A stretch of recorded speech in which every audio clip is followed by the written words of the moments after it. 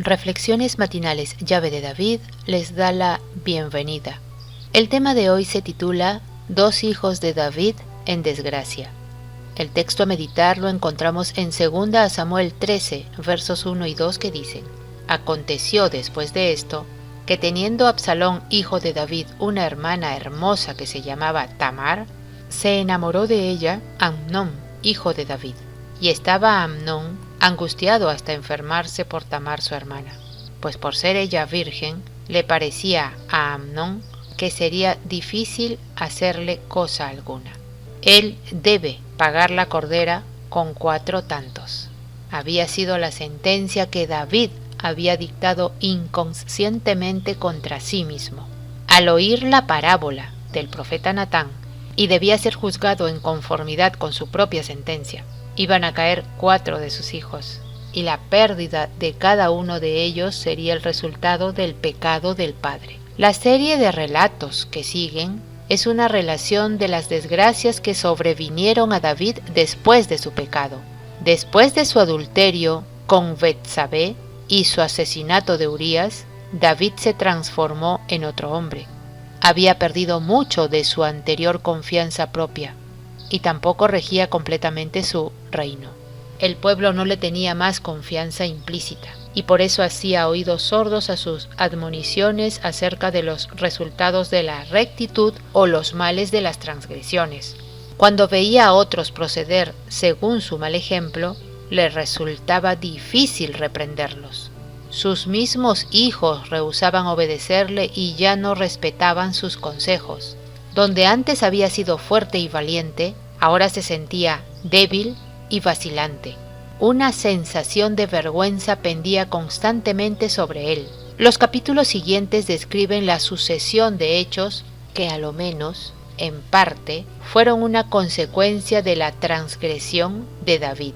Absalón, nacido cuando David reinaba en Hebrón, y su hermana Tamar eran hijos de Maaca, hija del rey de Gesur. Amnón era el primogénito de David, hijo de Ahinoam, Jezreelita. Puesto que parece que estos hijos ya se encontraban en su primera juventud, los acontecimientos que aquí se relatan deben haber sucedido hacia la mitad del reinado de David, que duró 40 años. Los defectos de los hijos de David en parte podían atribuirse a los defectos de él. Dentro de las circunstancias, a Amnón le parecía difícil que ella accediera a sus malos deseos. Amnón quería acostarse con su media hermana. Habiendo estado acostumbrado a la complacencia propia y a realizar cada uno de sus deseos, en realidad Amnón cayó enfermo por su enojo debido a que no podía satisfacer sus deseos con Tamar. El mal amigo de Amnón le aconsejó fingir estar enfermo y que haga cama para que su hermana Tamar vaya a su cuarto a atender su enfermedad.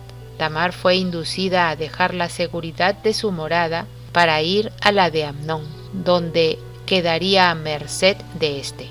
Tamar misma le llevó el alimento a su alcoba. Amnón era completamente egoísta, concupiscente, y estaba determinado a salirse con la suya sin importarle las consecuencias. No se podía razonar con él. No significaban nada para él los requerimientos de Dios, la virtud de su hermana, ni el honor de su propio nombre. En parte David era culpable de esas características. Evitaba reprender a sus hijos cuando cometían faltas y les permitía hacer lo que quisieran. Ya no hacían caso ni de la razón ni de las restricciones. El resultado fue típico.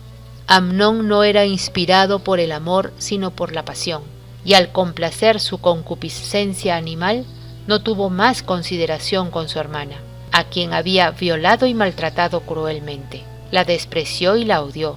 No había razón para que Amnón exigiera que se fuese su hermana. Habiéndola ultrajado, lo menos que podía hacer era protegerla y consolarla. Al echarla estaba añadiendo una traición. La falta cometida con Tamar demandaba un castigo inmediato. La vergüenza que había sufrido era bien conocida, pues su comportamiento al salir de la morada de Amnón impedía que hubiera ningún ocultamiento. Nada bueno podía ganarse aconsejando una demora. David dejó pasar desapercibido el crimen vergonzoso de Amnón, el primogénito, sin castigarlo ni reprenderlo. La ley castigaba con la muerte al adúltero, y el crimen desnaturalizado de Amnón le hacía doblemente culpable. Pero David, sintiéndose él mismo condenado con su propio pecado, no llevó al delincuente a la justicia durante 2 largos años. Si Absalón hubiera sido el hombre que debería haber sido, inmediatamente habría tomado las cosas a su cargo y no habría descansado hasta que se reparara el daño hecho a su hermana. Absalón, el protector natural de la hermana tan vilmente agraviada, ocultó su propósito de venganza, pero tan solo para dar un golpe más certero al fin.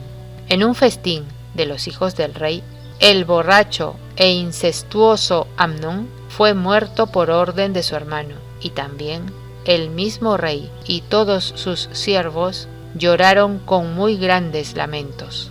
Pero Absalón huyó a Talmai, el rey de Gesur y padre de su madre. Cuando los padres o los gobernantes descuidan su deber de castigar la iniquidad, Dios mismo toma el caso en sus manos. Apreciados oyentes, que Yahweh nos bendiga.